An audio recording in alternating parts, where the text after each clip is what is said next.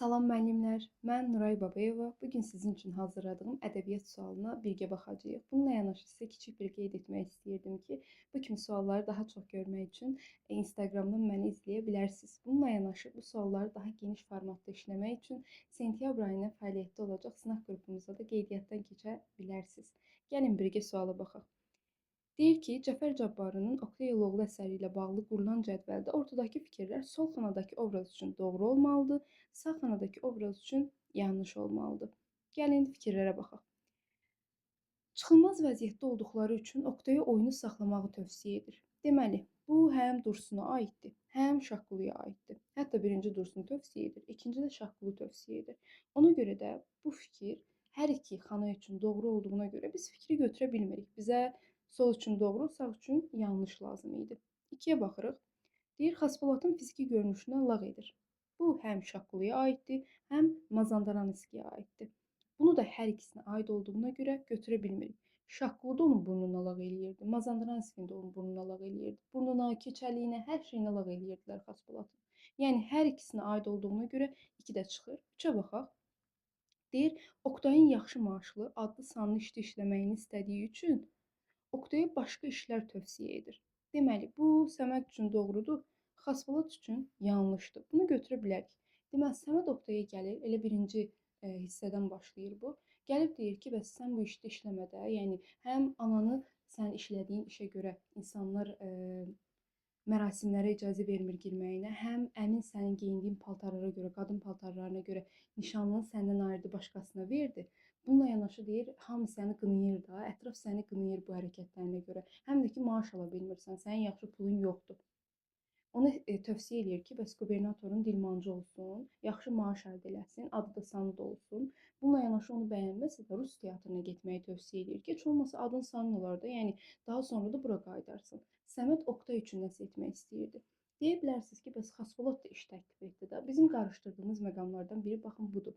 Biz düşünürük ki, iki obrazda bunu etdisə, eyni mövqeyə qoya bilərik. Xeyr, qoya bilmərik. Nəyə görə qoya bilmərik? Çünki Xaspolad bunu Oktay üçün etmirdi, özü üçün edirdi.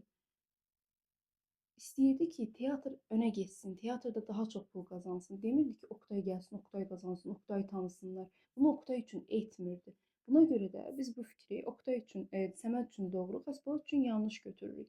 Deməli, sonra 4-ə baxaq. Deyir, Oktaydan xəbər almaq üçün onun haqqında danışılanları görəndə onların ardınca gedir ki, ondan bir xəbər ala bilsin. Bu Sevər üçün doğrudur, Firəngiz üçün yanlışdır. Bizə nə lazım idi? Bura üçün doğru, bura üçün yanlış. Biz bunu götürə bilərikmi? Götürə bilmərik. Çünki dediyim kimi şərtə uyğun deyil. Sevər bəli, Oktaydan xəbər almaq üçün insanların ardınca gedirdi. İstəyirdi ki, onlardan nəsə eşitsin, qardaşı haqqında məlumat əldə eləsin. Hətta deyirdi ki, mən onun haqqında danışılanları heç tanımadan sevirəm də, çünki onlar mənim qardaşım haqqında danışırlar. 5-ə baxaq. Firəngiz onu özü kimi olmadığı üçün səhnəyə çıxmağını istəyir, amma bu obraz ilk Azərbaycanlı qadın olaraq səhnəyə çıxmağa çəkinir. Deməli, müəllimlər, siz deyə bilərsiniz ki, bəs bu Nadiyyə də ola bilər, Firəngizə də ola bilər, nə bilim, Nərgizə də ola bilər. Bunu necə ayıra bilərik? İlk olaraq bunu ayırmağımız üçün ən məntiqli yol budur ki, burada 2 ad verilib də. Bunlardan biri Azərbaycanlıdır, biri Rusdur. Bizə nə lazımdır? İlk Azərbaycanlı. Məntiqən bunu çıxa bildikmi? Çıxa bildik.